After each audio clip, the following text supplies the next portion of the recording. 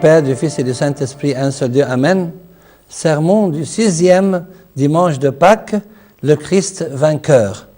Chers frères et sœurs, en introduction, les 6 dimanches de Pâques qui précèdent la Pentecôte sont le dimanche de Thomas, le Christ mystère de notre foi, le Christ pain de notre vie, le Christ l'eau de notre vie, le Christ la lumière de notre vie, le Christ le chemin, la vérité et la vie, et finalement le Christ vainqueur.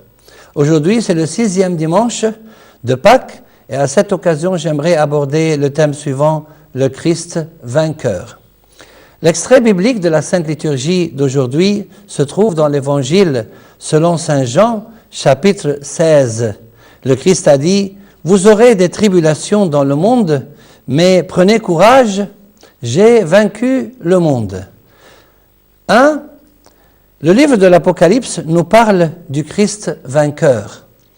Voici, il a remporté la victoire, le lion de la tribu de Juda, le rejeton de David. Il ouvrira le livre et les 7 sceaux. Il partit en vainqueur et pour vaincre. Le Christ vainqueur est le seul à pouvoir ouvrir le livre et en rompre les 7 sceaux, car il a vaincu le monde, le péché, le diable et la mort. Il a vaincu le monde. Comme il nous l'a précisé, prenez courage, j'ai vaincu le monde. Il a vaincu le monde des malfaisants. Ils combattront l'agneau et l'agneau les vaincra parce qu'il est le Seigneur des seigneurs et le roi des rois. Il a vaincu le péché lorsqu'il a dit en lançant un défi, « Qui de vous me convaincra de péché ?» Il a vaincu le diable lors de la tentation sur la montagne et également sur la croix. Je voyais Satan tomber du ciel comme l'éclair.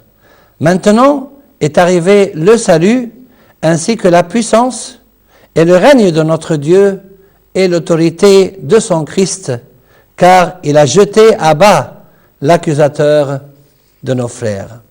Il a vaincu la mort par sa résurrection. Saint Paul l'a confirmé de la manière suivante.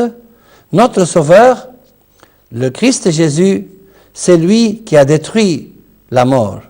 Dans le livre de l'Apocalypse, Jésus indique ce qui suit à son propre sujet. « J'ai les clés de la mort et du séjour des morts. » 2.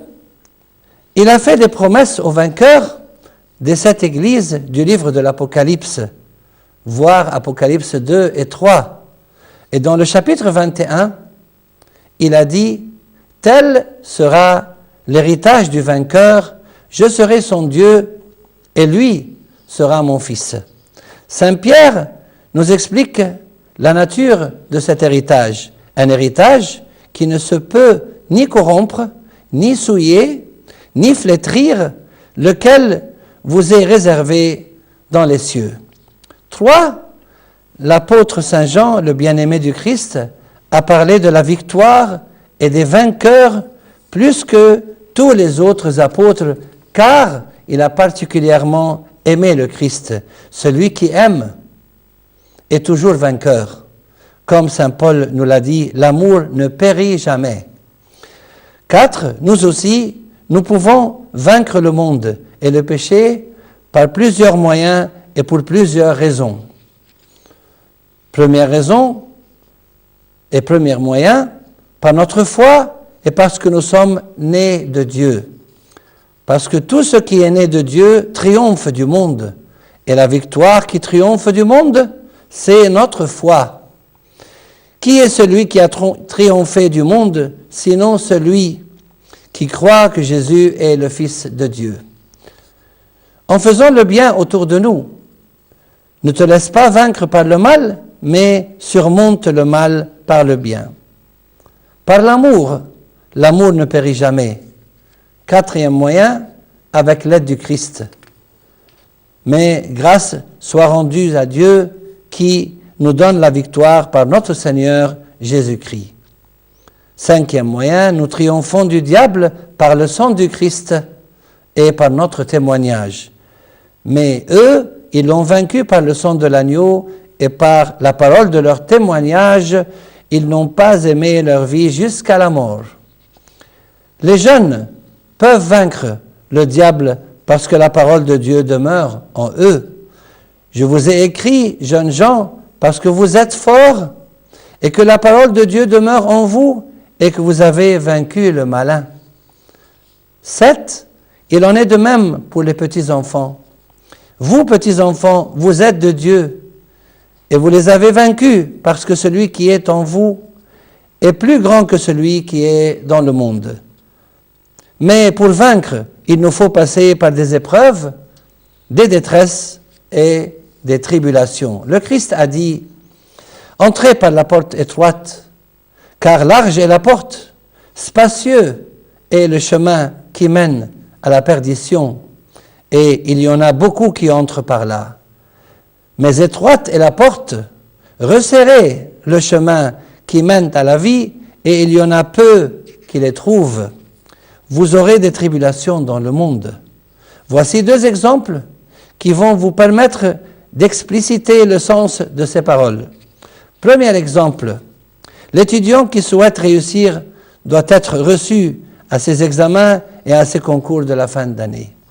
Deuxième exemple, les sportifs de haut niveau aux Jeux olympiques s'entraînent continuellement et font de nombreux efforts afin d'atteindre le niveau requis pour obtenir la médaille d'or. Le prix que nous devons payer pour vaincre, c'est là ce qui fait votre joie, quoique maintenant, puisqu'il le faut, vous soyez attristés pour un peu de temps par diverses épreuves. Pour vaincre, il nous faut demander l'aide du Christ qui nous a dit « En ce jour-là, vous ne m'interrogerez plus sur rien.